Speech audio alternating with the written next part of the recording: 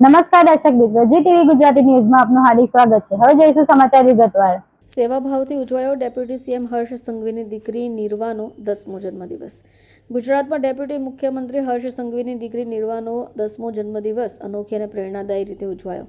સામાન્ય ઉજવણીથી દૂર રહી નાની નિર્વાએ પોતાના પિતાની જેમ સેવાભાવને પ્રાધાન્ય આપી સુરત સિવિલ હોસ્પિટલમાં સેવાકીય કાર્યની સાથે પોતાનો જન્મદિવસ ઉજવ્યો।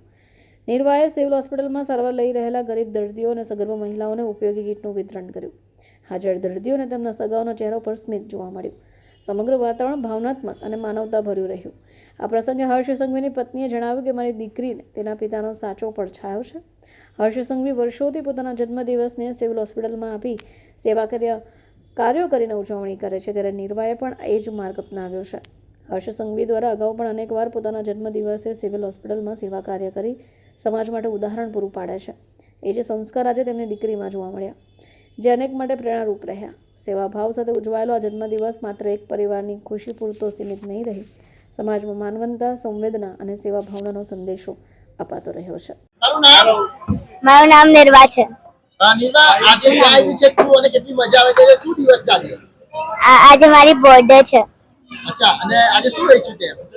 મેં આજે એ લોકોને કપડા વેચ્યા, પછી બોલ આપ્યો, કાળી આપી અને બહુ બધી વસ્તુઓ। કેટલી મજા આવી તને?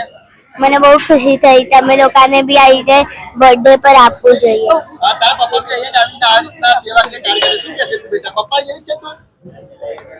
પપ્પા યાદ આવે છે? પપ્પા અહીંયા જ આવતા હતા સેવા માટે? હે હે, તારા પપ્પા પણ અહીંયા જ આ રીતના વેચતા હતા બધું? શું કહેશે પપ્પા વિશે?